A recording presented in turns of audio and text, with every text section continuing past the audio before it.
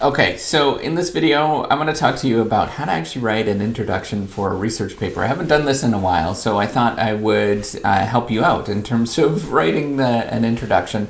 So if you don't know me, I'm Professor Dave Maslach. I'm an Associate Professor of Innovation Strategy and Entrepreneurship, and I created this whole reciprocity project to give back as much as I possibly can. There's so many people that helped me out that I wanted to pay the favor for it and help you out as much as I possibly can. So running an introduction is one of the most toughest things with a research paper. So if you don't know this in the research game, it is extremely hard to get that introduction right. And many people do many iterations over and over and over again to get that introduction right. It's not uncommon to do, up to 10, 15 times where you actually redo the introduction to get it just right. And, there's some basic things that you should be covering with your introduction that I think is very important.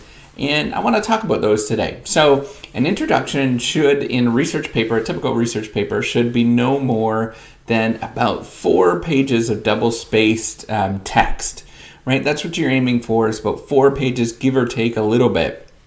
And you have to look for 4 basic components, and there's 4 basic paragraphs for those for what you're looking at in the introduction. So you can imagine the introduction. So first of all, an introduction is going to be kind of like a mini map of what the paper is going to be like. And you have to cover these 4 different things. They're pretty easy to understand, but at the same time, very difficult to do. So the first thing is having your first paragraph is talking about what we know currently about X, this particular phenomenon, the thing that you're actually looking at. And it's going to take a deep dive into explaining what this particular thing is and why it's actually important to look at this thing and why we've actually covered this particular thing.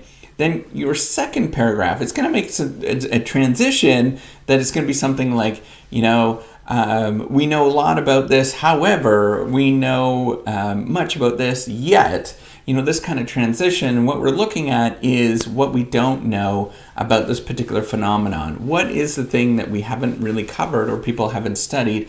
And, why is it important? Why is it really timely to actually do something with this thing? Why are you actually interested in it? Is it solving a theoretical puzzle of something that we didn't quite understand? Why should other people actually pay attention to what you're actually looking at? And this is the moment where you have kind of like a research gap. And sometimes people will say that it's a research gap. But you have to demonstrate why it's actually important. So just because nobody has studied this thing or we don't know anything about this thing doesn't mean it's important. So you have to take a deep dive and talk about why it's actually theoretically important, explaining this particular thing or taking a deep dive and looking at this particular thing. So then your third paragraph is going to be talking about how you actually solved the particular problem. So this is where you're going to get into, the empirical stuff, whatever you did to solve this problem. Sometimes you actually have a theoretical paper, but for the most part, a lot of people will actually just do empirical data. So you have to talk about what is the data that you actually look at, what's the data that you actually have, and then go into sorry, my dog just walked in the door. I'm just going to close the door. It's hilarious. Hi, Izzy. Hello. Okay, I'm back. Izzy just barged in the door.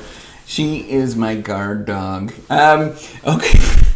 She's a golden retriever, sweetest dog ever. Okay, so you need to sort of talk about the context of what you're getting into, the empirical context of what you're getting into, a little bit about the data of what you actually looked at, and then what is the method that you actually used, what is the empirical method that you actually used to solve that particular problem. And sometimes what you'll get into at that moment in this paragraph, and it might even be a fifth or a sort of a middle paragraph where you talk about the results of what you actually saw and what you've seen with the data that you actually have. And maybe you even go into so far as actually talking about, the hypothesis that you had and then, whether it was actually supported or not supported.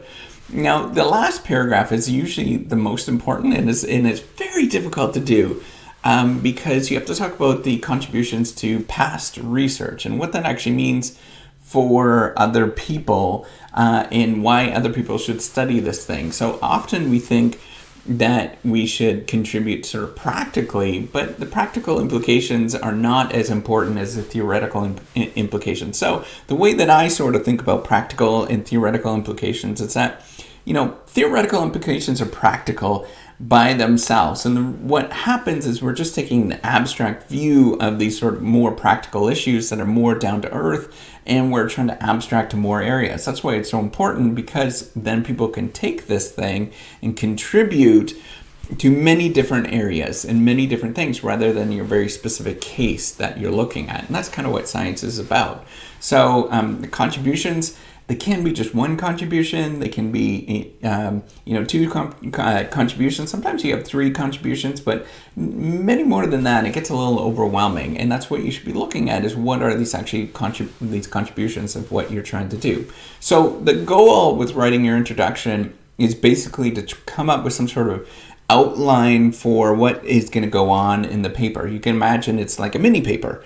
In those first 4 pages, it's a mini paper.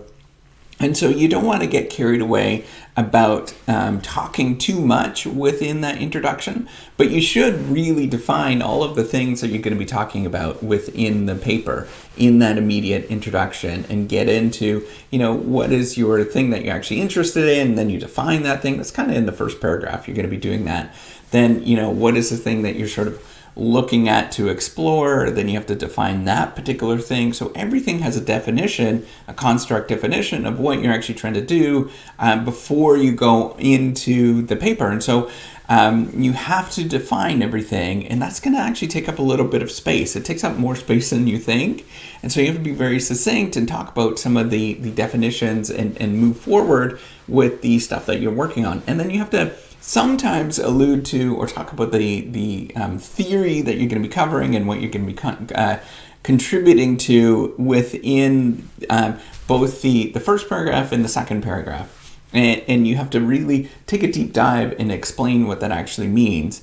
So, in summary, there's really 4 basic sort of setups in all introductions and research papers. Once you start seeing it, you're like, oh my God, that's exactly what's going on, right? So first one is what we don't know about X. The second one is, first one is what we actually know about X. The second one is what we don't know about this particular thing, X.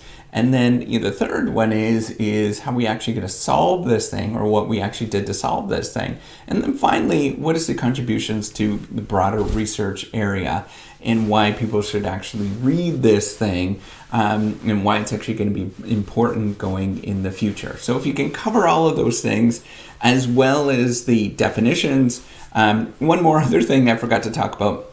It's a research question, and you often just state it as a research question with a question mark at the end, where you actually detail what the thing is you're going to be investigating. And that's usually somewhere at the end of the second paragraph, somewhere along those lines. If you nail all of those things, and you have the sort of theoretical importance in there as well, and what you're actually looking at, you have a pretty good introduction. You have a good draft of an introduction to go forward. So hopefully this video helped a lot, and take care and have a wonderful day. Give me one of those if you liked it. Bye.